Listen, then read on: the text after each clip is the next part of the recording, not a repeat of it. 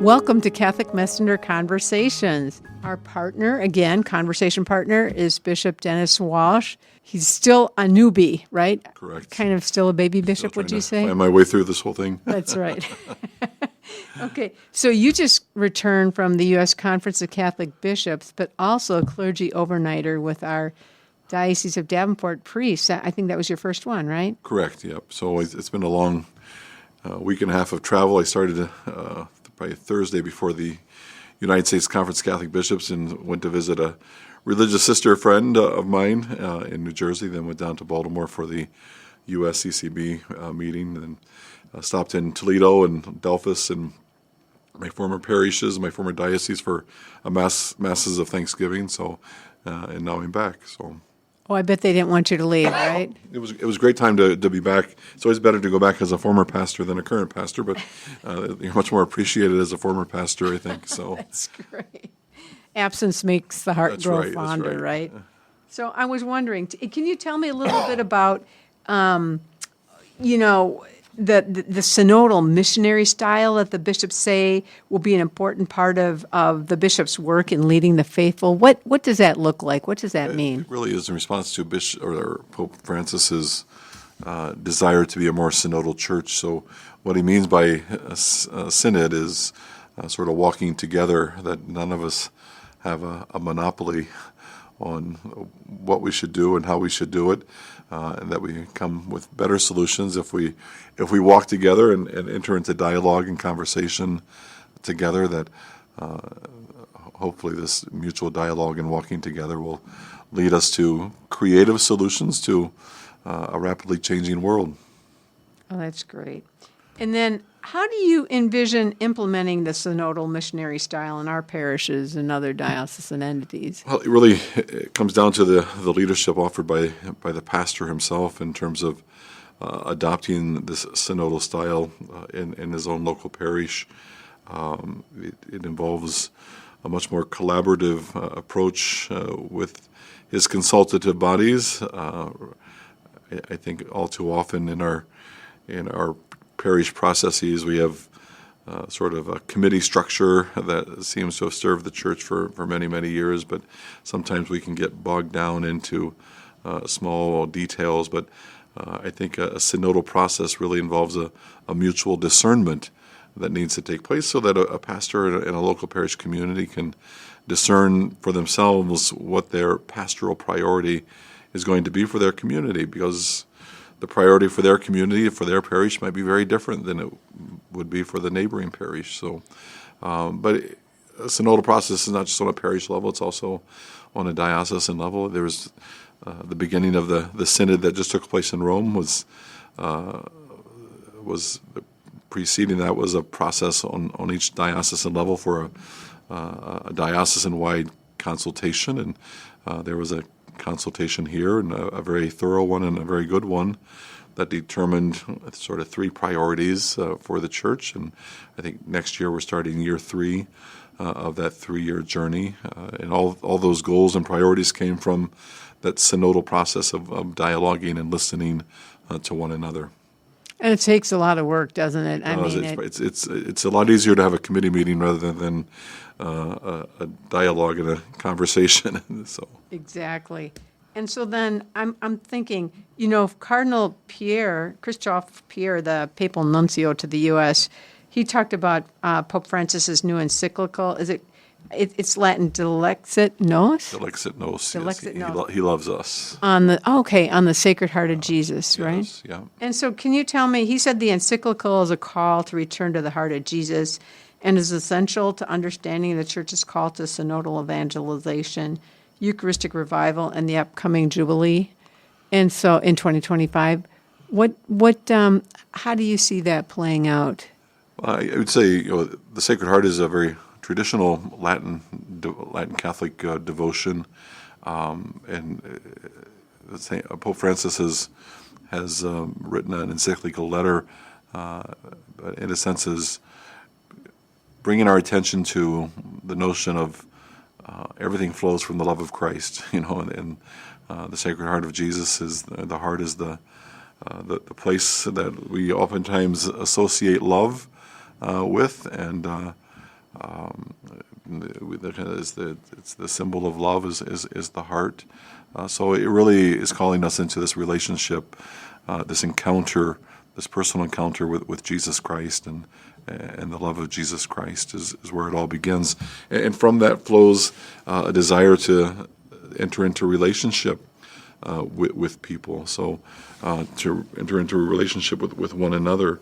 I mean, we have a tough time talking with people that we don't love, right? It's easier to have a relationship with people that we love. And so flowing from the heart of Jesus Christ and our encounter with the love of Jesus Christ, it changes everything. And That's beautiful. And I mean, the way you're presenting it now makes so much sense then with this whole idea of the synodal process and how when you're talking about what that means to the love of the Sacred Heart of Jesus, that makes sense. It seems like it does tie together. All love flows from Christ Himself, who is love Himself, right? The very essence of who God is love, right? Yeah. Oh, that's great. I love that.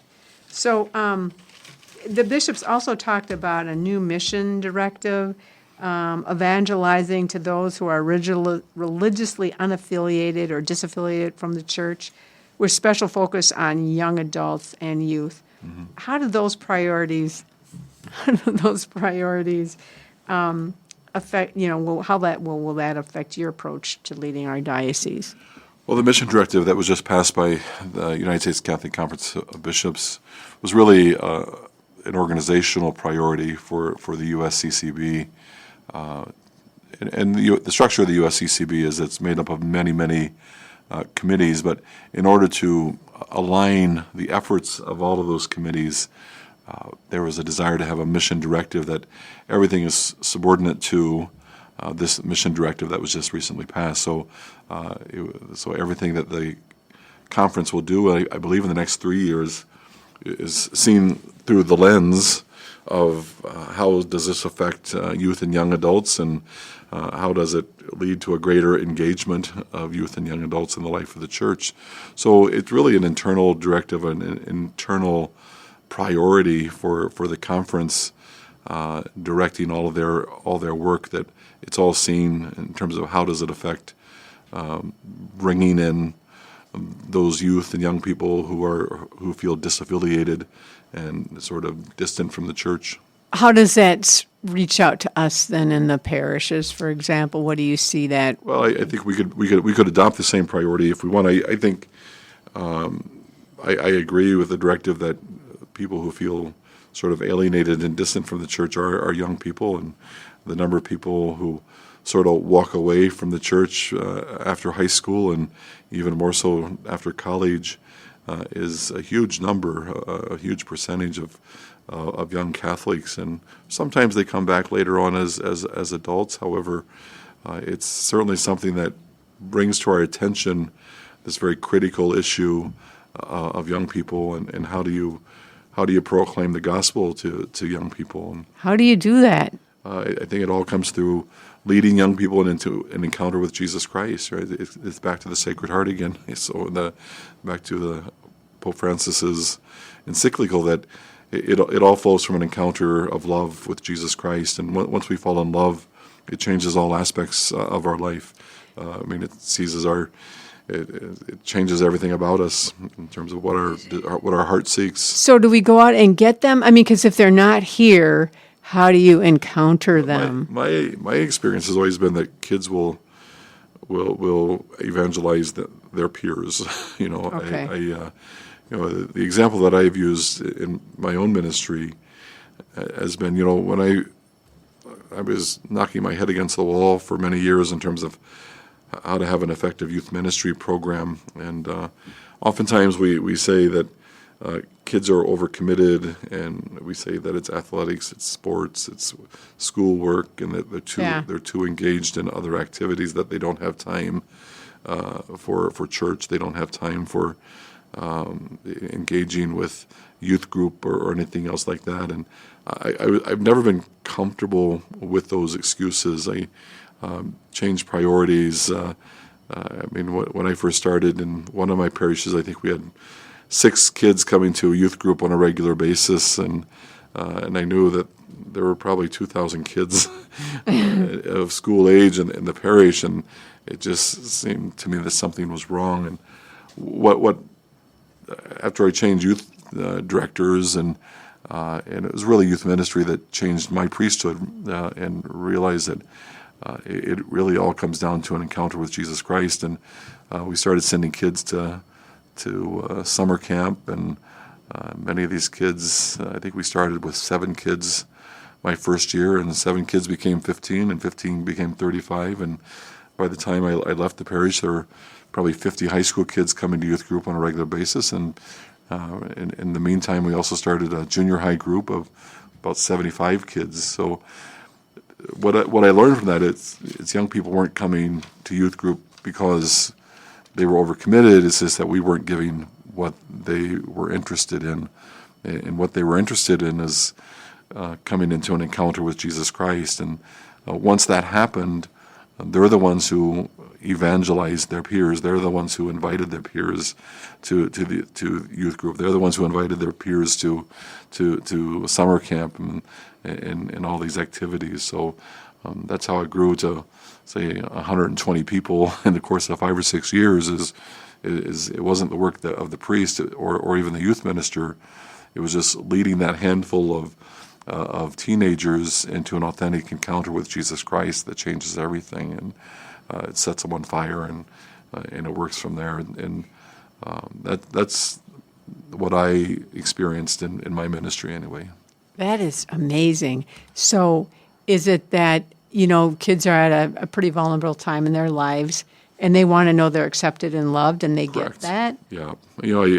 Hearing confessions at these youth camps is just the extraordinary pressure that we place on children is just amazes me. It's to hear kids say, I try and I work hard and it never seems to be good enough for my parents and so forth, and just the extraordinary pressure that they feel that they're under, and to be able to have an encounter with the Lord, who loves them just for who they are and not for what they do or what they what expectations that people have for them, but just loves them because they are beloved. Oh, that's great. And then I'm wondering, now the Bishop Cousins talked about next steps, including the National Eucharistic Congress Board's efforts to work with parishes, or not parishes, I guess, with dioceses that are conducting their own Eucharistic pilgrimages and congresses. I think we're having one here, aren't we? Or is that part of a national Eucharistic? That's part of the national the National Eucharistic Revival. So in the lead up to Indianapolis, there was a pilgrimage procession that took place all throughout the country that ended up in Indianapolis. Now they are reversing that procession. So they'll be coming through the diocese. I believe the plan right now is for Bishop Tilka in Peoria to process with the Eucharist to a bridge, and I'm supposed to meet him at the state line and to receive the monstrance and continue on into Davenport here. So, and it'll be going from Davenport. It'll be going to Dubuque after us. So. Oh, that's exciting. Will that be like in May or something? Not sure exactly when that's going to happen, but it will be happening. So I don't have an exact date when that's the date is set. It's just that I don't know it right now. So off the top of my head. But we'll talk more about that at another Correct, time. yeah. But you see that as very helpful to this whole I do engaging. Yeah. I think the experience of the National Eucharistic Congress that took place in Indianapolis was extraordinary in terms of excitement. I was not able to go only because I was sort of in transition in my current responsibilities as the Bishop of Davenport, so I wasn't able to go. However, it unleashed a lot of enthusiasm about the Eucharist and about the Church. Okay. So I think the desire is to possibly do another Eucharistic Congress again in the future. So And you see that as something that'd be very, very I helpful. think so. for I us mean, all. I think they used to happen pretty regularly in the United States. I think they started in the 1920s. I think they stopped with the Second World War because of the war. So they have not been as regular since World War II. But it's trying to get back to a regular experience of Eucharistic congresses. So That's very interesting. Can you tell me too, at the USCCB meeting in November, about a week and a half ago, Bishop Mark Seitz, who chairs the USCCB's Committee on Migration, he encouraged the bishops and their priests to speak loudly and unified on the issue of migration, especially in light of the recent rhetoric from public figures. And I know Iowa's bishops just issued a statement of solidarity with their migrant brothers and sisters. What can you tell us about that statement? We've got it in the Catholic Messenger, but what can you tell us about that, the Iowa bishops' commitment to walking with migrants? sure. First of all, the commitment of Bishop Seitz has been extraordinary. I mean, I heard Bishop Mark Seitz at Baby Bishop School in Rome. He came to talk about migrant ministry and migrants in general, reminding us that the whole issue of migration in the world is something that is very important to the Holy Father, Pope Francis, in terms of bringing the plight of millions and millions of people throughout the world who are migrating. And it calls our attention to the Church's teaching on migration and immigration. The Church believes that everyone has the right to migrate. So for whatever reason, whether it's to be able to provide for one's family, for work, for safety, security, to avoid war, that everybody has a natural right to migrate.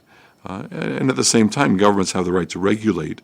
But the situation here in the United States is something that is unique, and I think migration has been politicized on both sides of let's say the aisle with Democrats and Republicans, and Pope Francis says, migrants are not political pawns. They shouldn't be used as political pawns, but in this highly charged political environment that we find ourselves, oftentimes migrants are becoming pawns in a political game, and it's unfortunate. And the narratives are told to scare people and to frighten people, and the climate right now for migrants is very, very difficult. So we need to remind people of our obligations to those who are next door, or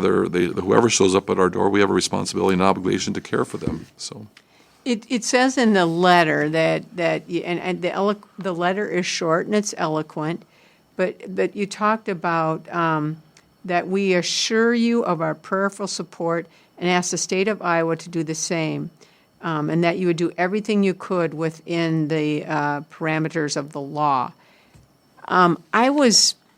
The state of Iowa is coming down pretty hard on immigrants, and in fact wants to take over for the federal government and send them back Correct. to the border. And most likely it's political gamesmanship that's taking place. I mean, it's very likely that the law is questionable at best, and I'm sure the politicians who passed that are aware of that.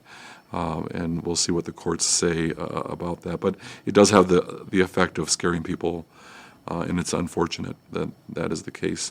The Church uses the means at our disposal to advocate for migrants. We do that through the Iowa Catholic Conference, and on the state level, and the national bishops do it through the United States Conference of Catholic Bishops. They do that on a federal level, and in terms of advocating for a more just treatment for migrants. And does that include advocating in front of the federal government? Well, I guess you've already written letters. I mean, it's advocacy through our legal. We have an immigration department here at the Diocese of Davenport that is celebrating 50 years of ministry. So we help with the legal work of visas and immigration and all of that. but there's also advocacy toward legislatures and also government agencies. So it's not just a picketing or a protesting situation, but it's a direct advocating for meeting legislatures and government officials and pushing the position of the church in terms of a more just and humane treatment. Do you think the bishops will make an appointment with Governor Reynolds? That I don't know. We have legislative days coming up. Once a year, the bishops meet in Des Moines, and we meet legislators, and I'm not sure if that includes the governor or not. So I think it does. okay. So You can tell her what you think. this is my first go at it. So. That's very good. And so just days after your USCCB meeting and with your fellow bishops, you headed to Iowa City for your clergy overnighter with the priests and deacons of our diocese. What were some of the highlights? What were your impressions? What did you take away from that? Coming from this is a large geographic area. The Diocese of Davenport is just a large area, and it's always good to have the opportunity where the priests can gather together as brothers and for some fraternity as well as some continuing education that takes place. So and every diocese does something different, but I think Davenport does this clergy overnight in November every year. Then we have a sort of a day of reflection around the Chrism Mass, and I believe in June they have sort of a convocation. And each one has a special focus. This one is more continuing ed. The one in the Chrism Mass is much more spiritual, and I think the one in June is much more recreational. So it's a great opportunity to come together with brother priests and deacons and to just get to know each other better and to share fellowship with them. For the topic for this clergy overnighter, we had the topic was artificial intelligence. So the creator of, there's a website in the church called Magisterium AI, and it's basically about 16,000 church documents that are in the database, and it uses artificial intelligence. So you can ask it any question, and it'll give you the official position of the church. So you can ask it any question. So you can ask, what is synodality in Magisterium AI, and it will pull out an answer, and it'll tell you where it got the answer and where you should look for further information on those. So I think the website for that is magisterium.com. But he really talked more than just about magisterium.com. I mean, he talked about artificial intelligence in general and where it's going and what are the potential dangers of artificial intelligence. What are some of the potential dangers? I think all of our information is out there, and just as an example, when someone told me that artificial intelligence could take a papal document and summarize it in a nice 5 or 6 points, and so I put it to the test. I put in the Evangelii Gaudium, which is the Joy of the Gospel written by Pope Francis. It's a very long encyclical, and I asked it for a summary of that, and it gave a wonderful summary of that. And then this was not on magisterium.com, it was on ChatGPT. The answer I got back was the summary of the document, and then there was a paragraph and said, is there anything else that would be more helpful for your new diocese? So the question is, how did it know about my new diocese? So I do have a Microsoft account, so I asked the founder of Magisterium AI how that happens. He says, well, artificial intelligence probably went out and did some research on you and brought that back into its answer. So it's pretty scary about what it's capable of doing. Wow. What else can you tell them? Anything else from that meeting that really struck you? Or about AI or about the clergy overnighter? Either one. Yeah, I'd say the AI is, he quotes a very knowledgeable person. He says that 10 to 20% of scholars think that AI has the potential to end us. So, but there's a percentage out there that it can be dangerous. So, wow. And then the other, how did you? relate with these new priests well, they're not new, I guess they're new to you. They're new to me, and getting to know them. And I had a memorial mass on Monday night for all the clergy, deacons and their wives, and the priests who have died in the past year. So we did a memorial mass. So I had the opportunity to preach to the priests of the diocese. But we had shared dinner together, lunch, breakfast, and all those things. So it's a mixture of continuing ed and fraternity. So, and that's a good thing, isn't it? It is, yeah. Were there some priests you had not met at this? Well, There's quite a few priests that I haven't met yet. So I'm making an effort to get around to the diocese. Trying to meet priests one-on-one rather than as groups. Oftentimes in groups, people kind of hide a little bit, so they don't get a chance to talk or anything. And certainly that happened this last couple of days, where some people I didn't have the opportunity to talk to as I was talking to other people. So you'll say, I'm going to search you out, right? I'm going to find them eventually. So. Eventually, that sounds good. Any other parting thoughts as we finish up this podcast? I don't have anything right now off the top of my head. It's just. I've just been very impressed with the work that the U.S. bishops have done at the border. I met a lot of those bishops at the conference meeting last week, and all the bishops at the border on the U.S. side and the Mexican side. I didn't meet the Mexican bishops, but they are doing extraordinary work and trying to care for migrants, and so that they're not mistreated in any way, or they're not used or exploited in any way. So, would that be something you would want to do? Go to the border? I would be interested in going to the border to see for myself all the things that are happening. One of the things that the bishops on the Mexican side and the American side is they have a mass in the middle of the Rio Grande River, where there's a platform that's put in the middle of the river, and there's a bridge on both sides of the river, and there's a mass for people on the Mexican side as well as the American side. So I'm fascinated by that. I hear the Border Patrol watches that mass very, very carefully. But I'm interested in possibly going down in the near future to be there when that happens. So that sounds great. Well, Bishop, I appreciate another opportunity to have a Catholic Messenger conversation with you, and look forward to you're going to be doing this as a regular gig, right? I presume so, yes. This is great. We really appreciate it. So until next time, thanks. We appreciate your participation, and we appreciate our listeners too. Thank you very much. Appreciate it.